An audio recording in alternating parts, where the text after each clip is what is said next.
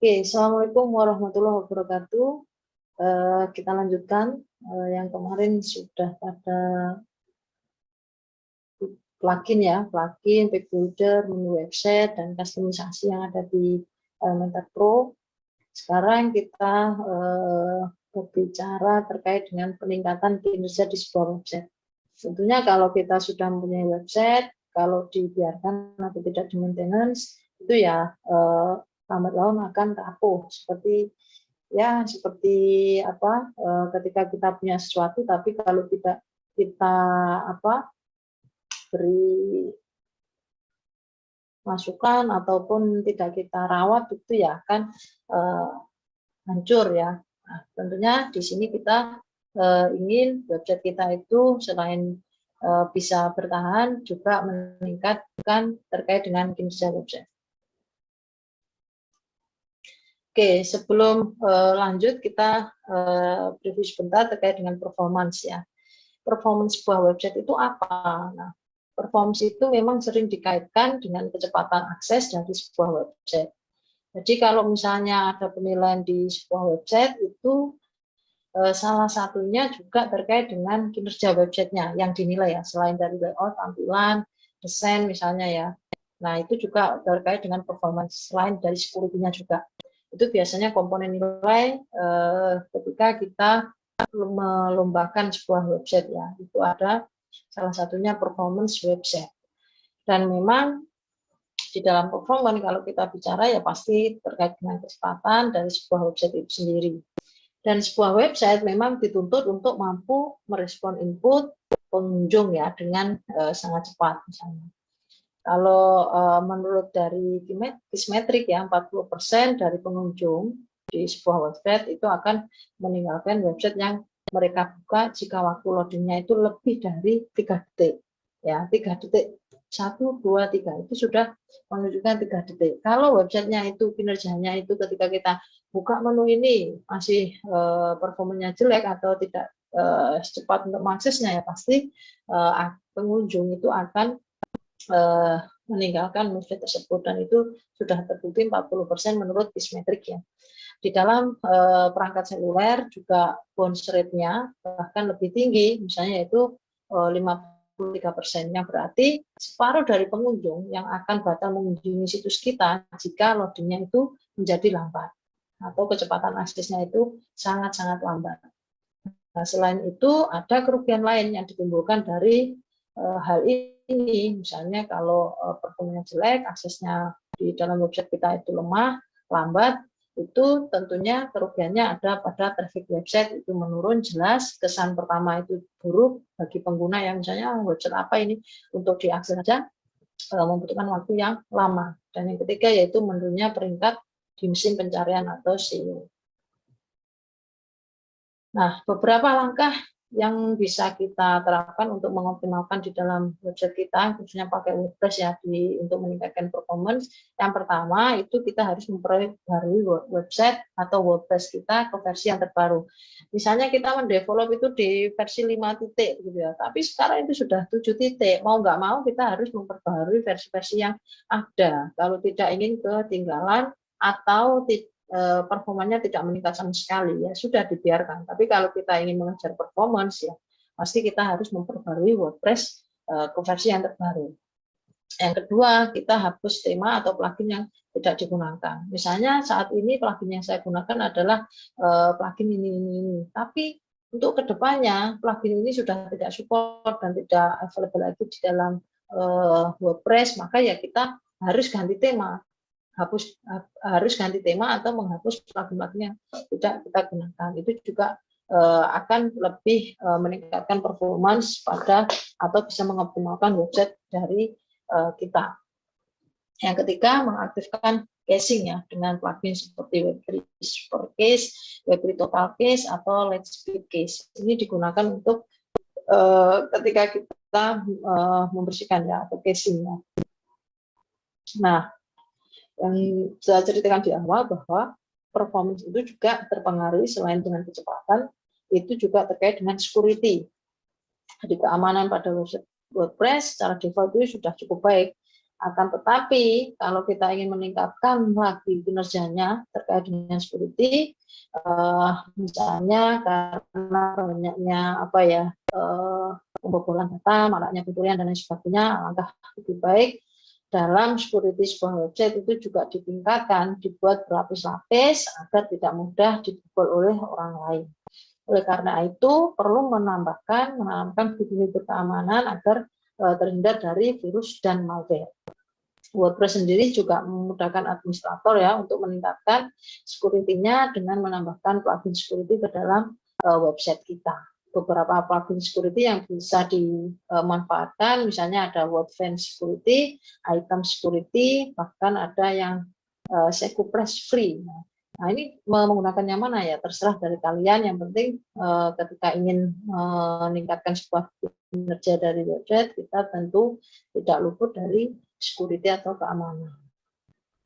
Berikutnya terkait dengan mobile ya. Dalam beberapa tahun terakhir memang perkembangan smartphone itu mencapai level yang masih signifikan, apalagi di akhir-akhir masa-masa pandemik ya. Banyak sekali yang memang harus mau nggak mau, siap nggak siap ya pasti banyak yang berubah pada digital ya. Orang lebih banyak mengakses internet melalui smartphone daripada laptop atau PC. Bahkan di dalam anak-anak sekolah sekarang itu banyak menggunakan smartphone ya, karena misalnya anak-anak SD begitu ya, belum belajar di laptop atau PC, tapi dia memang sudah membutuhkan smartphone untuk sekolah digital atau daring ya. Dan juga menurut Google 94% konsumen Indonesia itu mengakses internet juga melalui smartphone itu pada tahun 2018 sebelum pandemi. Dengan demikian para pembuat website itu juga harus mampu menyediakan website yang mobile friendly ya, atau yang dia responsif di mobile yang kita biasa gunakan. Website mobile friendly itu yang seperti apa ya? Website yang memang dioptimasi untuk perangkat-perangkat yang ada di mobile. Istilah ini bisa disebut dengan responsif ya. Kalau kita membuat aplikasi ataupun membuat website ya, yang tentunya bisa responsif pada mobile atau di tampilannya tablet, kira-kira seperti itu. Yang memang mengacu pada kemampuan untuk menyesuaikan dengan ukuran layar pada device yang kita akses. Tentunya layout dan konten di sebuah website itu dapat secara otomatis ya untuk menyesuaikan device-nya yang digunakan oleh pengguna atau pengunjung di website-nya. Pada WordPress memang sebenarnya sudah menyediakan tampilan laptop, ada juga tablet, mobile dalam sebuah tema. Namun terkadang itu tidak semua memiliki responsif yang baik. Jadi kita sebagai pengembang website harus bisa menjawab pertanyaan-pertanyaan untuk meresponsifkan pada mobile tampilannya. Ada beberapa plugin yang dapat membantu optimasi mobile. Salah satunya yaitu Jetpack, ada INP for Wiki, ada Wikitops. Itu ketika kita ingin mengoptimasi pada tampilan mobile. Nah, ketika kita berbicara terkait dengan kinerja, ya, peningkatan kinerja website, itu tidak luput juga dari SEO. Search Engine Optimization adalah memang cara untuk mengoptimalkan sebuah website itu agar bisa muncul di halaman pertama mesin pencarian. Misalnya kalau saya mencari sistem informasi vokasi UNER ya, langsung yang mau muncul adalah vokasi si.uner.id. Itu ketika muncul di baris pertama, itu berarti SEO atau Search Engine Optimization-nya sangat bagus, sangat optimal ya ketika bisa muncul di halaman pertama mesin pencarian. Optimasi ini juga akan membuat mesin pencari menilai kelayakan dari sebuah website untuk ditampilkan di posisi teratas di hasil pencarian. SEO juga sebuah proses yang memang harus dilakukan berulang agar terus dapat menempati hasil teratas dari hasil pencarian. Dan memang mempunyai tujuan SEO ini tidak lain untuk meningkatkan traffic suatu website. WordPress adalah CMS yang SEO friendly sekali. Di dalam WordPress juga sudah menyediakan plugin ya, spesifikasi mengenai SEO. Berikut beberapa SEO yang bisa digunakan ya, atau plugin yang bisa digunakan di WordPress. Ada Yoast SEO, ada all-in-one SEO pack, ada Google XML sitemap ya. Selain dengan plugin, masih banyak cara untuk mengoptimalkan SEO sebuah website WordPress, seperti optimasi watermark, riset, kata kunci, membuat kata kunci internal link, dan lain sebagainya. Itu bisa kita custom di dalam optimasi di WordPress. Ada juga use questionnaire ya. Questionnaire ini adalah salah satu cara untuk mempelajari sifat atau sikap di pengunjung di sebuah website. Hasil dari questionnaire nantinya bisa kita gunakan sebagai monitoring dan evaluasi untuk pertimbangan konten-konten yang akan kita buat di dalam masa depan ya, atau yang akan datang. Masukan dari pengunjung penting juga untuk meningkatkan loyalitas pengunjung kepada website kita. Dan untuk membuatnya, WordPress juga menyediakan plugin yang memudahkan untuk questionnaire ya. Ini salah satunya WP Form, Perfect Survey, dan Questionnaire. Berikutnya konten dan jumlah backlink ya.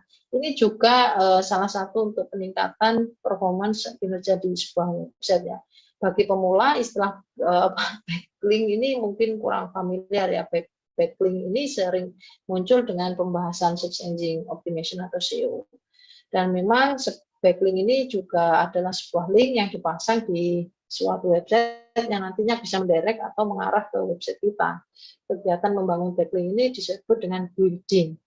Dan juga backlink penting karena memiliki beberapa manfaat. Misalnya, manfaat salah satunya yaitu Google itu menemukan website kita melalui backlink.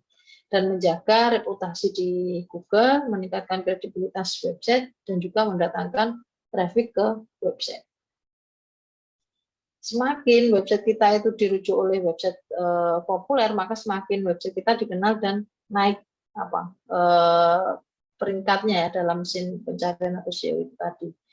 Cara agar website kita mendapat backlink tentu saja dengan membuat konten-konten yang unik, menarik, dan lengkap. Backlink ini juga memiliki kriteria seperti relevansi, memiliki kredibilitas, traffic, dan lainnya agar efeknya dapat dirasakan. Dan di dalam WordPress sendiri memiliki plugin untuk membantu membangun backlink. Salah satunya adalah WP Sitespy, WP Linktree, sama Linkio. Jadi kesimpulannya ketika kita ingin meningkatkan kinerja website, yaitu setelah sebuah website berbasis WordPress dibuat, ada beberapa hal yang perlu diperhatikan untuk meningkatkan kinerjanya dari website tersebut. Yang kedua, peningkatan kinerja sebuah website meliputi dari sisi performance, security mobile friendly, SEO, use questionnaire, konten, dan jumlah backlink. Tujuan dari peningkatan kinerja website adalah untuk meningkatkan traffic yang berkualitas, meningkatkan peringkat di mesin pencarian, dan meningkatkan loyalitas dari pengunjung. Mungkin itu saja yang dapat kita sampaikan. Semoga bermanfaat. Terima kasih. Akhirul kalam, wabillahi taufiq wal hidayah. Assalamualaikum warahmatullahi wabarakatuh.